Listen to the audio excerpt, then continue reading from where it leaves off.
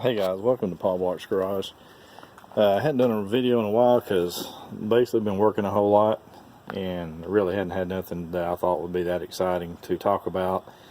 But I'm going to recap on some things I've done and some things that I'm doing now currently. But I wanted to show y'all the tie rod ends and sleeves and springs and shocks and ball joints and all that stuff that I put in recently, along with some new brake lines, which, you know, I'd done that about a month or so ago, which you can see one of the new brake lines there if you know what I'm talking about.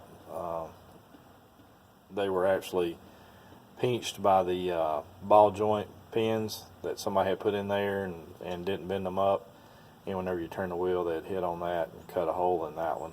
I know you can see it if you know what I'm talking about. But anyway, the problem I've been having is this truck vapor locking, as you can see, and I've got it on jack stand so it's kind of high, but if you can see, the braided line there is what came with the truck factory, and that actually goes down to the fuel filter. And I'm having troubles when the truck gets warmed up after about 20-25 minutes, starts vapor locking, meaning the fuel is getting to a temperature that it's boiling and causing vapor in the lines, and the truck is running lean. I took some of the plugs out and they're lean. Just by looking at it, you can tell the truck's been running lean. And it's got that piece of crap, Mr. Gasket, fuel pressure regulator on there, which that's going to be took off soon. Summit has a kit that you can get with a tool to make your own lines. It looks like that braided line, that you can get so many feet of whatever kind of brake line that you need with the fittings you need. And I'm going to buy a whole nother regulator and mount it on the back firewall and run a line from that factory line there to the regulator, and out of the regulator to the carburetor, and make it look better, and run it from the firewall where it won't even be sitting on the intake. That's the whole reason why this was sitting on the intake. I just ran some new hoses on it, brand new hoses, and I bought this here to put on it to cut in sections and put from the braided line to the regulator, and from the regulator to the carburetor. Just cut it in half and feed those hoses through it. So I'm hoping that helps it, but that's what that's for. I just got it, fixing to put that on here in a minute. But and another thing is, if you ever buy one of these Edelbrock breathers, I think it's like a 10-inch breather, the part stores and all say they don't make a element, paper element to fit there. You got to buy the whole kit again. So now I've got one that's a good kit, but the this was completely just blocked off, and I wasn't getting good air fuel mixture. I thought maybe that was the reason why it was running lean, but this is still vapor locking. It's still getting hot. It's getting about 110 to 118 degrees Fahrenheit is how much it's getting. I have one of these handy dandy what a lot of your air conditioner people use, and you just kind of point it at something and it'll give you a reading. Let's see if that thing will show. It'll give you a reading of what temperature it's sitting at. Like if, let's say, if you want to see what your valve covers are at or whatnot. It was running probably about an hour ago and it's still at 84 degrees. That's something handy dandy to have. And on the other thing that I done is, I just kind of wanted to show y'all some of the suspension stuff I did. Well, just, you know, replace the idler arm, replace the outer inner tie rods and new sleeve, and then of course y'all know what lower ball joints look like, hopefully. And that's a new spring. I think it's JLM, 2-inch drop. Actually, I think it was a 3-inch drop. And I put a new shock in there. They said you can run a factory shock with those springs, which that's what's in there now. And then of course that new brake line hose that you can see right there, which is that way on the other side. Put that in there. But the only other thing I need to replace is this pitman arm, which is right there. You have to have a special puller to put it on. I priced it for about, I guess it was right under 30 bucks for it, the pitman arm, which and then of course later on I'm probably going to replace the gearbox and then the intermediate shaft. They make a whole nother shaft out of LM, I think it's LMM or something, TLM, anyway, it's a magazine for this year model truck and other, C10 kind of trucks that you can order parts through, and they got a whole nother upgrade that you can put in. It's got internal bearings in it. It's supposed to be to where you don't have to fix anything on it. It's got bearings on the inside of it, and you don't have to replace parts on it if it goes out. It's supposed to last a lifetime, and if you ever have to do anything with it, you just got to replace the whole thing, but it's not supposed to ever break.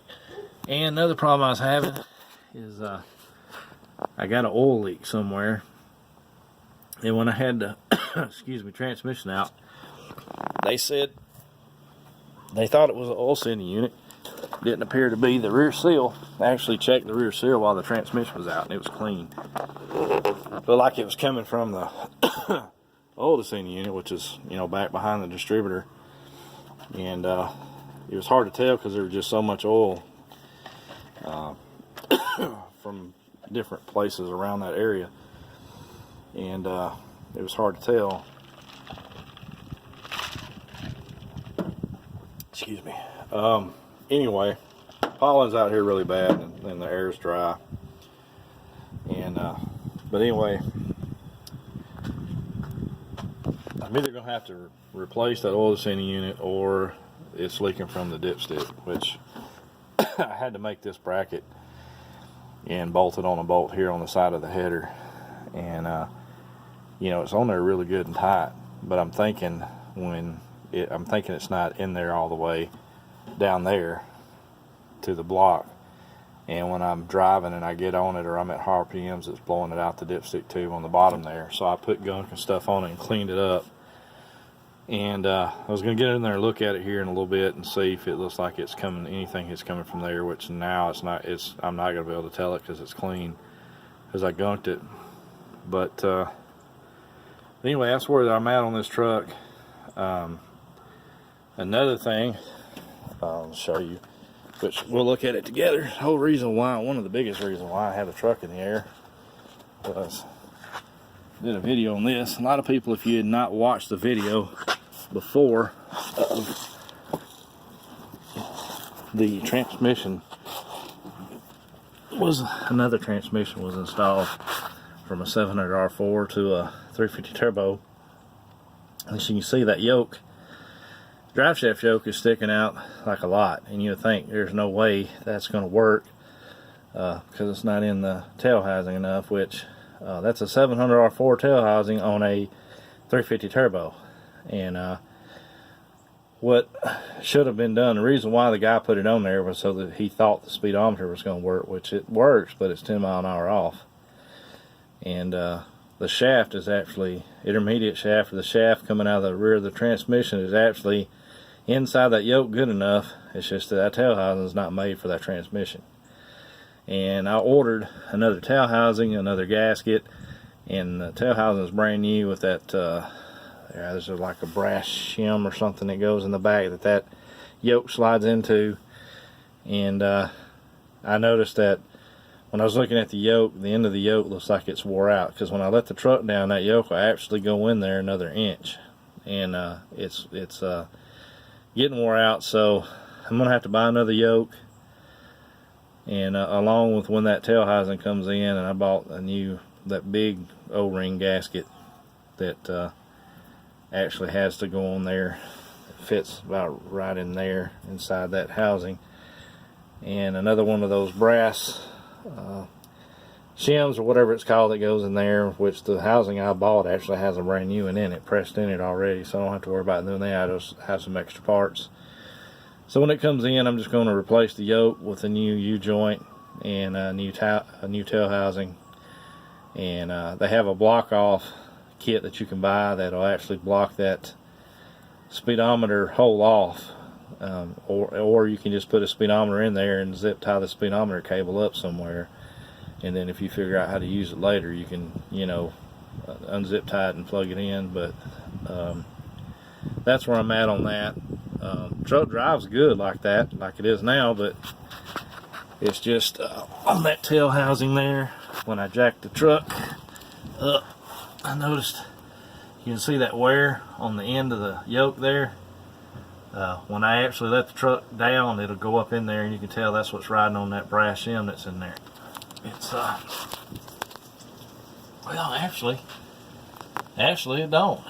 Actually just rubbed it. It's the first time that I've touched it since I did this video, and there's no groove in it, so I guess it must be riding in there okay.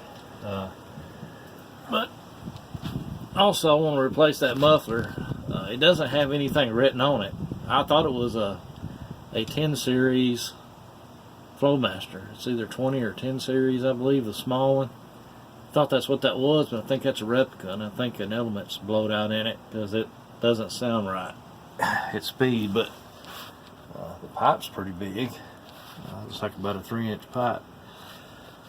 But they make a kit you can actually buy for these trucks. I want mine to go whenever I put my roll pan on the back. I want my two duals to go out the back of the roll pan and have the two 1994 through 2001 tailpipes on it.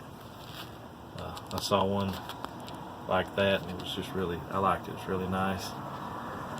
But I still got to get my Beltec springs and leaf springs, and then this right here, they make one that goes, it makes it lower, and you just have to knock that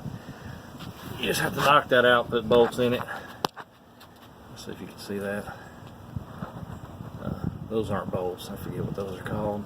I've had a brain fart all day long, but you just put an X on there and then I have a special tool that hooks up to an air, hooks up to air, and just knock them out and put the bolts in and put that bracket on there. But anyway, just kind of want to update you on what's going on.